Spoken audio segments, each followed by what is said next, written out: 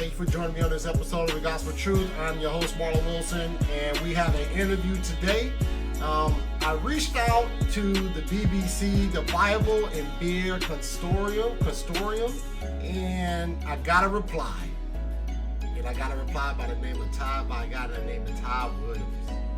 And he said he's going to jump on here and just tell me a little bit about history, a little backdrop on the BBC, how it got started, what was the idea, how is this an evangelistic push.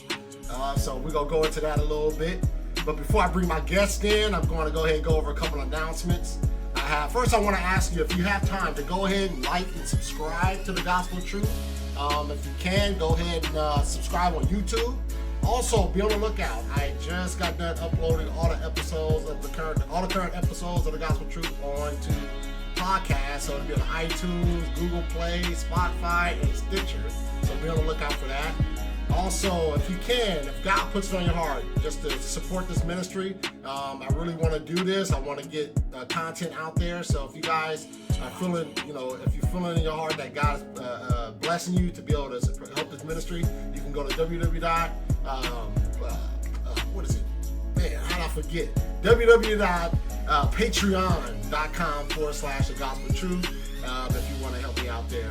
With that said, let me go over a couple announcements for upcoming shows I have coming up. The next show will be Mark Stanley versus Alex D, and they'll be debating why I am versus why I am not a Christian. Mark Stanley is the Christian and Alex D is the atheist. So that should be an interesting show. That's coming up November 19th. I also have an interview with Dr. Gregory Yancey, and he's going to be coming on. He's going to be dropping some knowledge on discrimination against Christians in academia. And then I have another debate scheduled against Will Duffy and C.J. Barnes, and they're going to be debating, is open theism biblical? So that should be a good couple shows there, or 3 shows there. That's just the next 3 shows. I have a whole bunch of shows coming up all the way to next year, 2020. So be on the lookout for all the shows. I got updates on YouTube and Facebook, all kinds of updates. So look out for the shows. But with that said, I want to introduce my guest. I have Mr. Todd Williams. He told me that he's a PK, a preacher's kid, and he, so that's always an issue when they get the preacher kids on, man, because my pastor is a preacher's kid. So, he has a whole bunch of stories he can share, man, as a preacher's kid. So it's always a blessing to be able to bring him on. And he's a BBC. He's works in the layman ministry for the BBC. A part of his duties is managing the Facebook pages and I believe the YouTube pages as well. All the social media aspects, he's in charge of that. He also has helpers to assist in that area as well. He's in the software business, and he is a part of the ministry board for the BBC. So I'm just glad that he came on. So instead of me continue to talk about him, I'm going to bring him on in so he can talk about himself a little bit. Yeah. What's going on, Todd? Thanks for joining me. Hey, how you doing? You. All right. Thanks for having me, sir. No problem. Appreciate it very much. Yeah. PKs, we're all alike. We've all got to make it our own faith. So that's a journey for any PK who grew up with a parent and the ministry, and how God brings us all on our own journey. Make it real for each of us individually on our own terms. Amen. Yeah, man. Yeah, my pastor, he shares so many stories and how he came to faith, independent of trying to, like you said earlier before we got on here, instead of adopting the faith that your father has, it's a matter of God drawing you to himself and you understanding that you're in a relationship with God. You're not in a relationship with God through your parents. You're in a direct relationship with God. So that's always a good thing. So long journey for me. Yeah, definitely. So I mentioned a little bit about the part of management that you have, if you will, for the BBC. So what are some of the ministries that you have going on right now? So the BBC, the Bible and Beer Consortium, is based in Fort Worth, Texas, and our ministry, just in a nutshell, is to provide a forum for debate. In the title of the Bible and Beer Consortium, beer is not necessary per se, but we host these events typically in restaurants and bars around the DFW area. We recently had an event in Austin. And what's typical at a BBC event is either a lecture of some kind on some topic, but more usually it is a debate. And we source the debate participants from the broader apologetics community within the church. We've had William Lane Craig, for example, as a part of our debates, and some folks from Ravi Zacharias' staff, part of our debates. And then the various folks from the skeptic community. So there's various communities here. Fellowship of Free Thought is one. Just various atheist communities that are also participants in these debates. And we host them in neutral locations. We like to say the BBC is not a safe place. And what we mean by that is just the expectation that there's any bars that are held, and there aren't intellectually. But we really try to put on intellectually stimulating conversations, and we have a Q&A typically at the end that is always lively, and there's a great deal of respect all the way around for both sides, and just trying to present an interesting forum for us to communicate on these ideas. Okay, cool. So obviously, I want to know how you and Ezra Boggs came in contact. So I really want to know this story. So go ahead. I understand you said it was like 30 something years ago. So go ahead and give me the rundown. How did you and Ezra Boggs come into contact? In my preacher's kiddom is a good way to put it. I was running around down in an area of Dallas called Deep Ellum. It's kind of the Austin funky. It's where all the bands are. That's the best way to put it. And Deep Ellum back in the mid 80s was like 2 or 3 clubs. And one of them in particular is this club called the Theater Gallery. And that's where we would go, all the local kids, getting out of the suburbs to go see music. And I was down there all the time. I had my own musical thing I was doing, and I came across Ezra and the band he was a part of. And he had a whole lot more success than I did, toured more than we did. But that's where I first came across him. And I always remembered that name, Ezra Boggs. I mean, it's a pretty unique name, right? Yeah. So when I came across the BBC here probably about 5 years ago, I was like, there he is. Wow, I had no idea, he was a believer. I had no idea that he had this ministry. And so we struck up a friendship. We're good friends, and I'm fortunate to be a part and just serving. I'm part of the board of the BBC, and we all just kind of band together to make sure that we can continue our mission and charter. So that's how I know Ezra, and we were kicking around in the band days, and didn't see him again for another 25 years, and here we are. Okay. Sounds good. So the BBC, at what point did the BBC really come into view? Was the BBC in view prior to you and Ezra moving, or was that something that Ezra conceptualized, or was it already in view? Was he already doing it and you just came on board? So that's what it was. About? Yeah. I'm a latecomer to what he and some others had already started. We've got a really, really tight team. Ezra had been working with an audio-visual expert by the name of Michael Whitehead, who does all of our shows, all of our events. Mike is just extremely talented in the way that he puts on these events with multiple camera shots, multiple microphones, and then streaming it all live. It's an enormous amount of work whenever we put on the events. And so Ezra and Micah were doing that. And of course, other folks on the board. There's Gordon, who's our treasurer, who kind of keeps us square with the financing to be able to pull off these events. And I kind of came after that had started, and just took a real interest in the ministry, and was asked to serve, and happily doing so. Okay. Yeah, I watch the BBC, and I watch the way they do things. I watch the way how organized it is, how you guys bring things together. And what I appreciate the most about the BBC is that it creates an environment where people can actually interact. Far too often we see people especially people who are on opposing sides, even in the political realm, you see on opposing sides, they're always nipping at each other, right, creating tension, unnecessary tension. And we understand that. I noticed in the BBC, when we have an atheist or we have somebody who doesn't necessarily agree with the Christian worldview, we see the interaction from the Christian and the atheist, and we do it in a manner that's representing Christ. You know what I mean?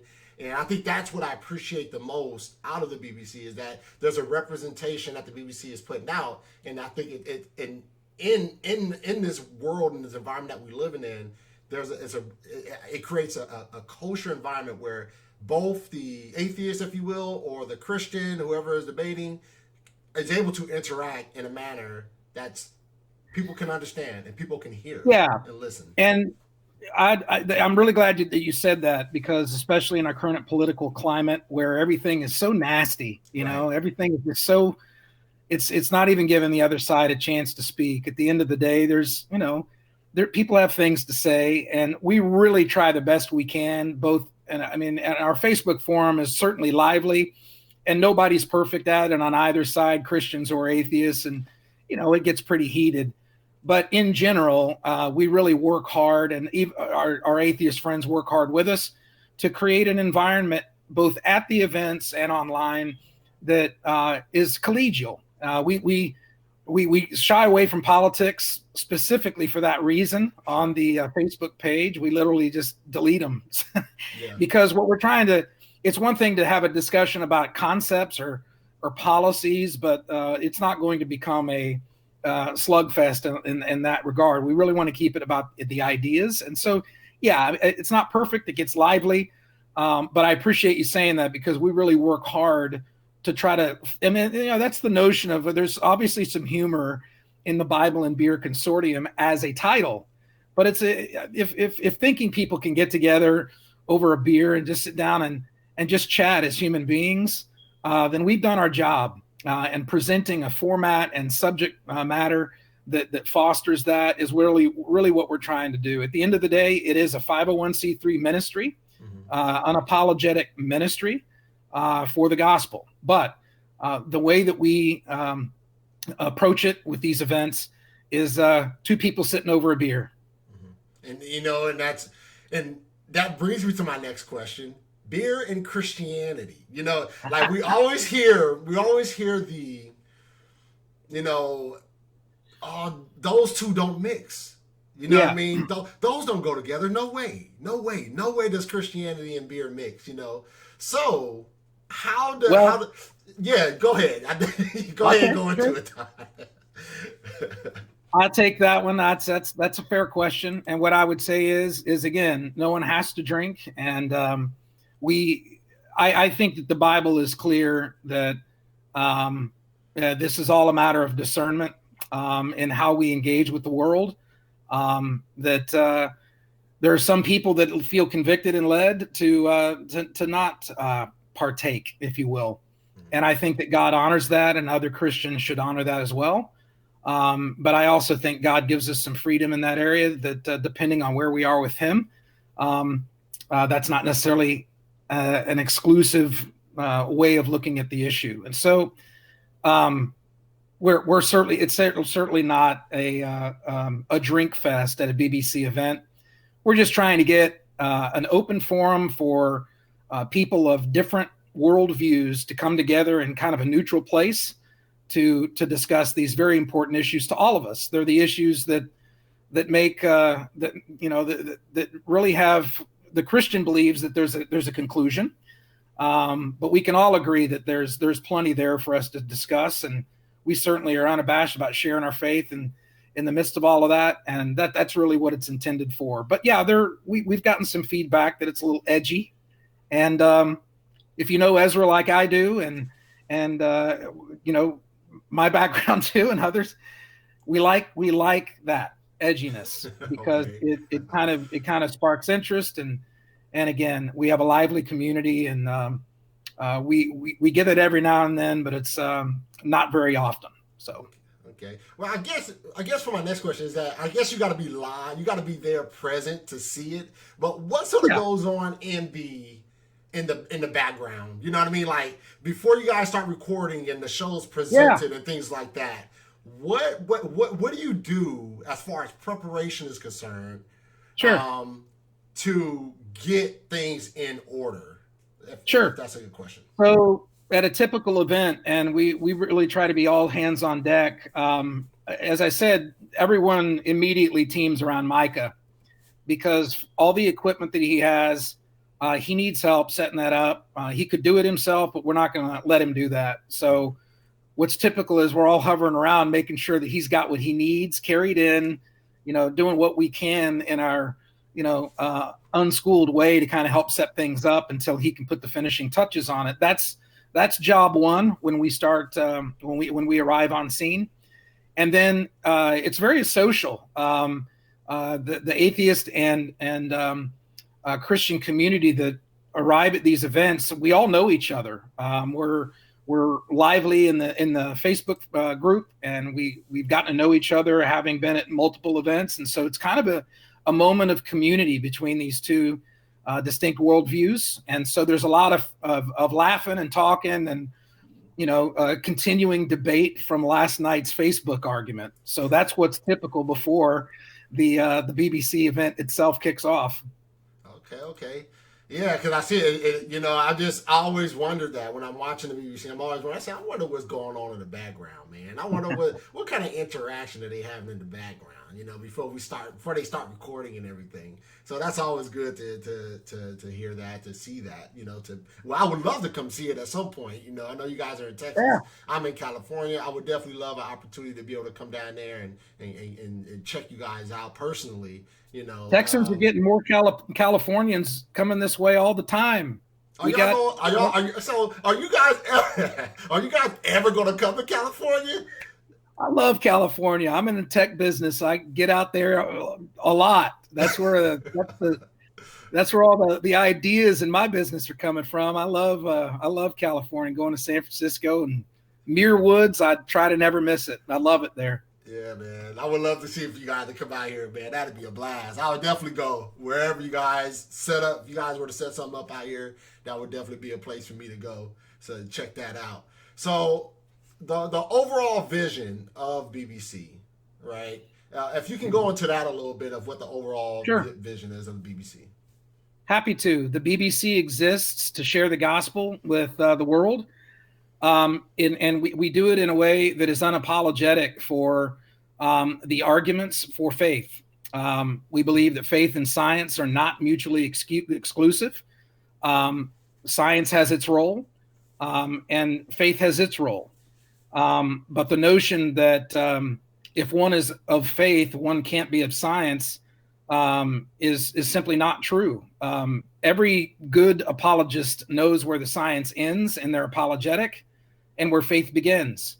And so we're simply trying to create a conversation that is certainly a gospel conversation, but within the context of, the moral argument, the teleological argument, the cosmological argument, these kinds of arguments that have kind of timeless applicability to most conversations that we have with our skeptic friends. And so that's our focus. There's a lot of friends of mine that have gone on the BBC and said, man, it's too contentious, and we just feel that we're called to unapologetically step into the fight or the debate. It's a better term around these concepts, and that they're not completely owned by materialism and naturalism, and that Christianity offers an argument for these questions. So that's what we're doing.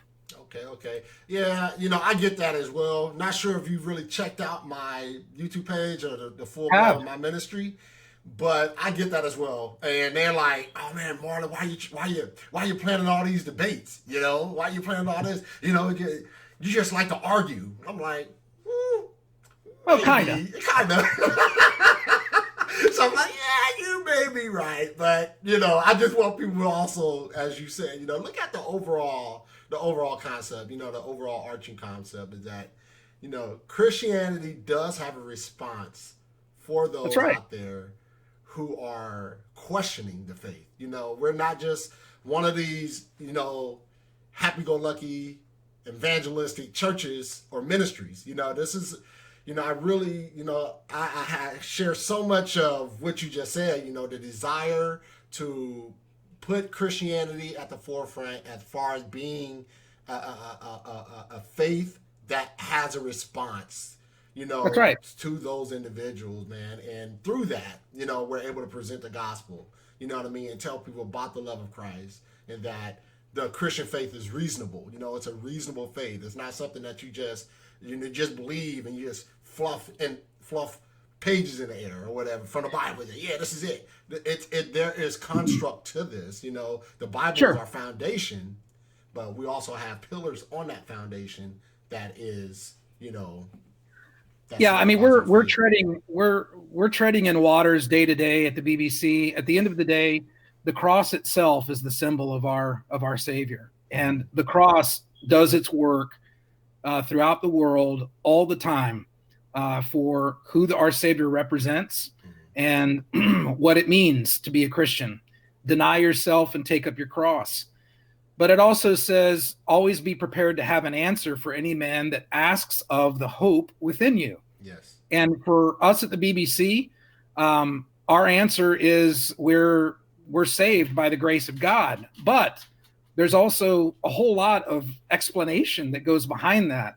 And we get into that and provide a forum, and I guess maybe even a platform for people that maybe don't have their apologetic honed. I certainly have learned more about my apologetics as kind of where I really kind of come down on some of these questions by being involved in this. And so I would also say that our skeptic friends too, we just had some posts recently that just, I mean, there's a recognition of détente, if you will, around certain concepts. In other words, Christianity can be as simple as the cross, but Christianity is also as deep as the deepest ocean, and we're plumbing some of those depths with some of these concepts. Okay, cool. Yeah, man. So, and that's what I definitely appreciate the BBC for. You know what I mean? By engaging these concepts that don't, I feel in a way, that don't get engaged with, that don't get tackled enough. I always hear the atheist, or the skeptic make the claim, well, I don't see any reasonable answers to my contentions. No, I don't see no reasonable responses to the contentions.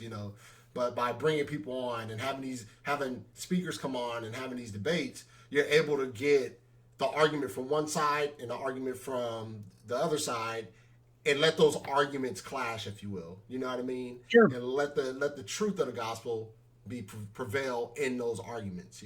So definitely appreciate you guys for that, man. Yeah. Yeah. So how has the BBC curved the misconception of Christianity?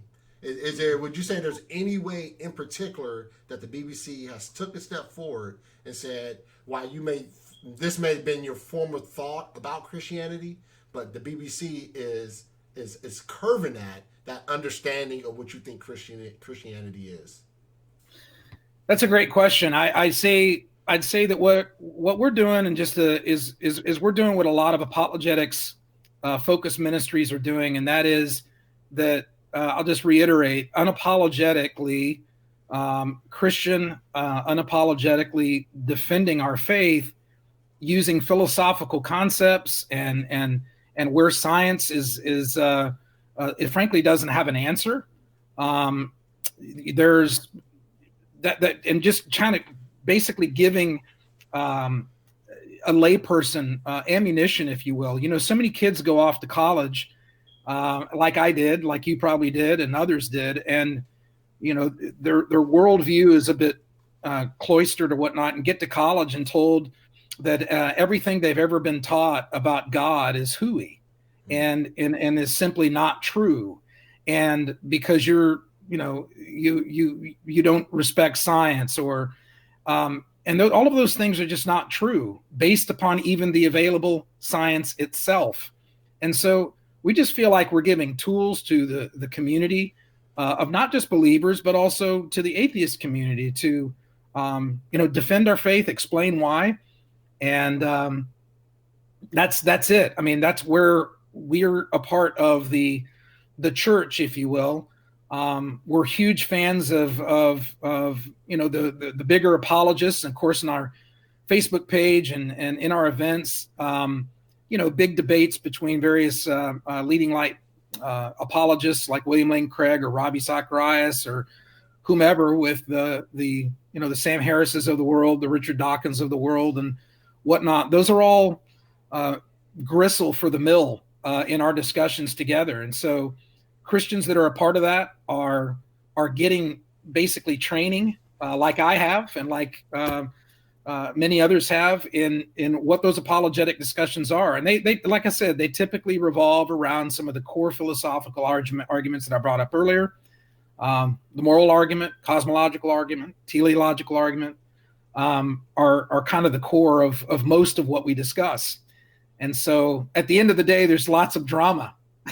And that drama and the way we engage is always lively and interesting, and points scored on each side or whatnot. And it keeps people coming, and it keeps people engaging, and keeps people watching. All right, amen. So, and hopefully also, it makes people think about where they might be with God themselves. Got you. And that is an important insight as well. You know what I mean? To be able to look at the debates or the interviews and get that clarification.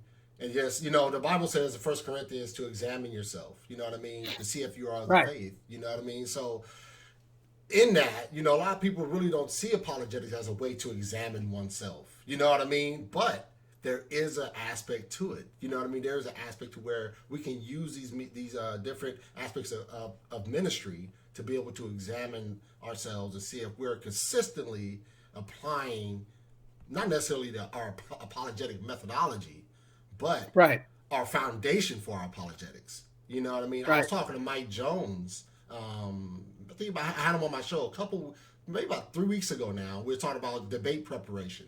And he said, he made a very good point.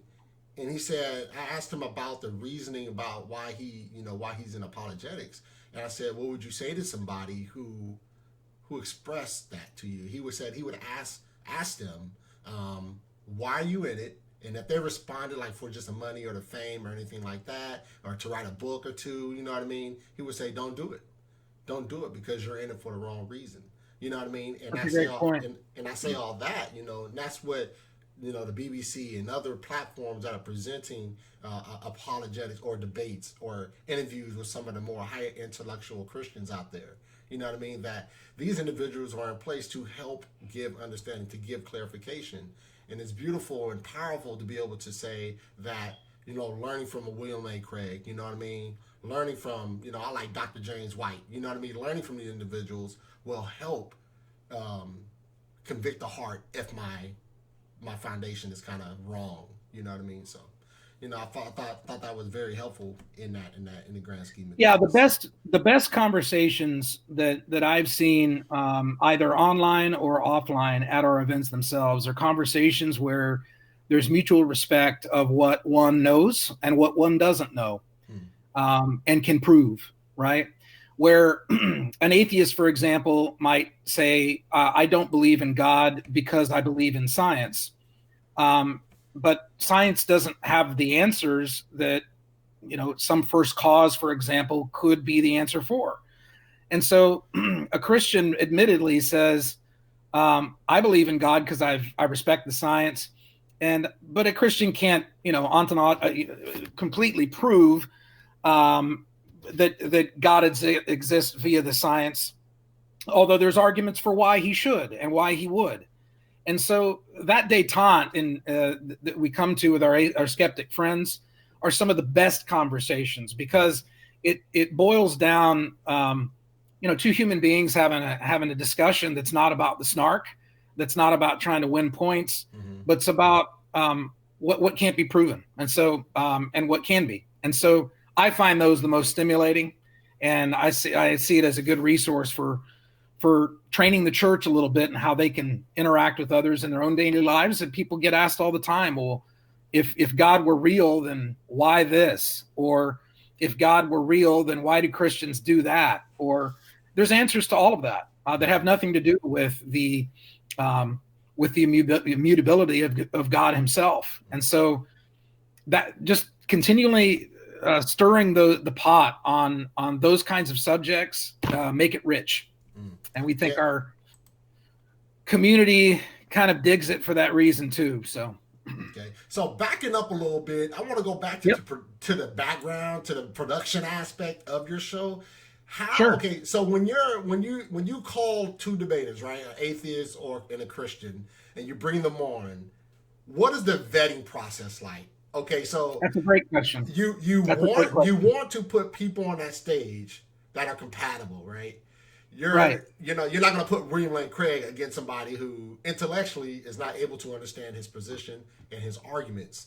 So what Yeah, process do you take to vet your debaters or your interlocutors?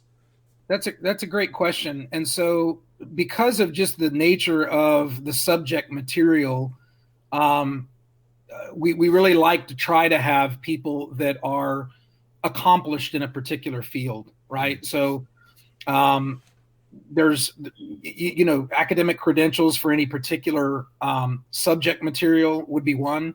Um, People known to the community. Sometimes these are we've had college professor that was a part of our debate down in Austin, and so that's kind of all Ezra's bailiwick. What he's doing at any given time, as it concerns our events, is he's really just trying to find compelling content for the next event with a whole bank of various speakers, whether it's Aaron Ra or Matt Dillahunty or Caleb Black or John Ferrer, various folks that might be a good fit for that content. We had one with Matt Dillahunty down in Austin around, where religious liberties and conflict with LGBTQ rights and what's the proper balance there. Is a fascinating discussion.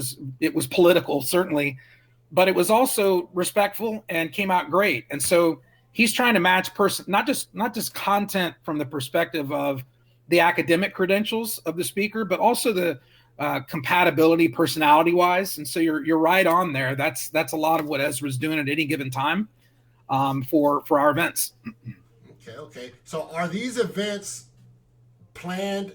Okay, so do you stretch these events out as far as planning them, or do you keep like a window of like, okay, we're going to plan 4 shows for each month, and then we're going to reach out and try to plan 4 more for the next month, or do you sort of stretch the shows out all the way for like 6 months, if you will, 5 months?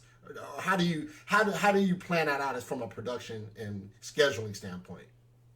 Yeah, so that's a topic that's basically an ongoing email and text string with all of the members of the BBC, Okay. because we are always wanting to fill the pipeline, if you will, with compelling content, various speakers based on schedules, and also venues too, because it's hard for us to get venues at certain times, and so we're balancing against the venues that are available, and so that's always in flux at all times. But we really try to do about 4 to 6 events per year. And I think we're done for this year, and we're going to be striking it all back up after the holidays. And so I don't think we've come up with that date yet, but it's in process. Okay, cool. Yeah, because that's one thing I was thinking about. I said, man, I wonder how they schedule their stuff, man. Because they have some really good, compelling, thought provoking debates. You know what I mean? So I'm like, Yeah. man, I wonder how they really schedule things out. So that's interesting to hear. So what would be your favorite either discussion, or somebody giving a discussion or an interview, if you will, or debate? What would be your favorite? Will William Lane Craig be one of your favorites?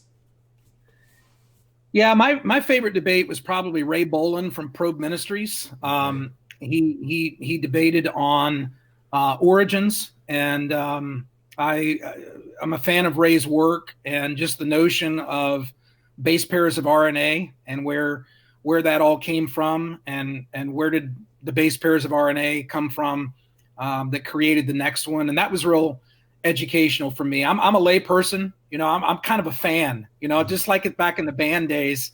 I'm just a fan trying to support a good band. I hear you. And so that was really a compelling debate. We had that one about, I want to say about 2-3 years ago. That was with Zach Moore at the Door down in Deep Ellum. And so probably that was my favorite. Okay, yeah, I like the Matt Slick. I believe Matt Slick versus Dillahunty. I believe that was it. Matt Yeah. Slick and Dillahunty. Yeah, Matt Slick Dillahunty. Yeah, that's one of we keep stats on all of our YouTube videos, and the Matt Slick Dillahunty video always ranks near the top of all of the debates that the BBC has up there. So yeah, that's a popular one. Yeah, I appreciate Matt Slick so much, man. He's like, his content is like gold to me, man. Because whenever I have a question or whenever I'm like, man, what's the answer to this?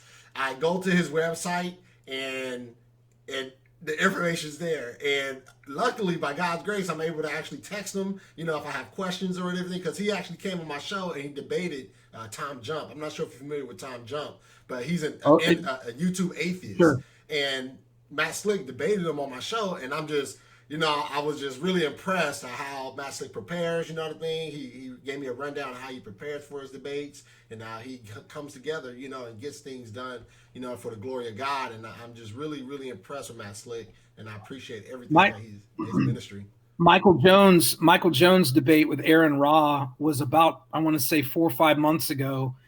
That was another one where he came extremely prepared with some of Aaron's past arguments, and that was a very, very lively discussion, and it continued in social media for a long time after that. Aaron was on his own Twitter feed and responding to some of what came out of that debate, and so for our community, we love those because it's like red meat for both sides, if you will. You know, and I don't mean one side or the other. I mean everybody's engaged with one another, trying to logically apply process to both sides of these arguments. And when seeing two guys who are really good at, really well prepared, you know, kind of mix it up like they did. Michael's preparation there was a really big part of that, because he was saying, well, you said this and last time. And so it was just, you know, I agree with you. Preparing well is what he's good at too. Yeah, he does a great job. And, you know, and like you said, the conversation continued, and that's what we want. You know what I mean? I think that's what we want, is the conversation to continue on. Right. Not to send the message that the debates and the guest speakers are just here to just talk, you know, to have a simple conversation. This is something about the gospel. This is something that has a evangelical twinge to it. You know what I mean? And we want that kind of conversation to continue. We want Aaron Ra to consider what his definition of faith is. You know what I mean? Right. That's what it was. We want him to consider those things, because while it may be something that's simplistic to us, you know, as believers, we understand the foundational aspects of why we have the faith that's within us. Those are questions that atheists have that could perhaps be a pipeline to salvation. You know what I mean? God can use that as a seed to sprout salvation into this man's life or this woman's life. So once again, I appreciate everything that you guys do. I appreciate the team that you guys have put together to push this content out. And obviously, I appreciate Ezra Boggs' vision in this, that God's put on his heart for this, you know. And, you know, this is towards the butt end of the interview that I have for you. And my last question for you is, what is the gospel truth? If you can go ahead and give me a strong rundown of what the gospel truth is, Todd. The gospel truth. What is the gospel truth? God loves us. He created this world to explain who he is and wants relationship with us, and provided that through his son, Jesus Christ. That all of the historians of the day, completely outside of the Bible, pointed to back in the day. And so the gospel truth is that, and the question is, who is Jesus? Who is Jesus Christ? Because if he was resurrected, as we believe that he did and was, then that has huge implications for all of us. Amen. Amen. And that is so important, man. Vitally important that we understand that gospel and we continue to preach it through every medium that God has blessed with, as far as apologetics, as even when we study the whole area of philosophy, you know what I mean? The gospel is there, you know, and that's what we need to do as believers, you know. So with that said, Todd, I appreciate you, man, for coming on. I know we sort of jumped the schedule. I changed the date on you like several times, man. I'm so sorry about that, man. But I appreciate your time, man. I appreciate you for coming on. And, you bet. You know, God bless you, Todd. And I'll be praying for BBC. I'll be praying for you and your family. You know what I mean? Just everything that's going on over there. You know, I'm praying for you. And just stay in God's grace. You good? You too, brother. We'll pray for the gospel truth and take care of that little one. Will do. Congratulations. Thank you. All right, folks. That is the show today. That is the gospel truth. And like Mr. Todd Williams said, you know, it's important to understand who Jesus is. If Jesus is who he claims he is, like we believe he is, then that has serious implications there. You know, the salvific work that's claimed in the text, the biblical text, the wrath of God that is on those who do not believe, all those implications are key. And if Jesus Christ is who the Bible says he is who the believers in Christ say he is, then those who don't believe need to believe. So that is the gospel in frame, in view right there. But like I said, I want to thank Mr. Todd for coming on and taking time out of his busy schedule for coming on. And, you know, it's always good to be able to bring guys on, you know what I mean? From different states. You know, I had guys from different countries on here, you know, so it's always good to bring them on and be able to interact with them and just to get some understanding, some clarification, some questions, to answer some questions, to learn from those individuals who are experienced and who've been down the road several times and know what's going on. And that's what Tyler knows. So it's all good. But with that said, I want to go ahead and rehash these upcoming shows I have coming up. My next show will be on November 19th. I have Mark Stanley versus Alex D, and they'll be debating why I am and why I am not a Christian. I also have an interview with Dr. Gregory Yancey, and if I'm not mistaken, Dr. Gregory Yancey was also on the BBC. And he's going to be coming on talking about discrimination against Christians in academia. And I also have an open theism debate, and that'll be against Will Duffin, who is the open theist, and C.J. Barnes, who would consider himself a soft determinist. That they're going to be coming on and they're going to be debating that subject matter. So be on the lookout. That's just the next upcoming 3 shows. Be on the lookout. I've updated everything. And once again, I want to give you an announcement that I've uploaded all the shows in audio onto podcasts. So for you guys and gals who are on the go continuously, just go ahead and subscribe. I'll let you know when the actual subscription is approved, and I'll let you know when you're able to subscribe, so be on the lookout for that. But with that said, I'm going to get out of here, and may God bless you, may God keep you. Once again, like, subscribe, follow, all that. And once again, thanks Todd Williams for coming on. May God bless you, and may God keep you. I'm gone.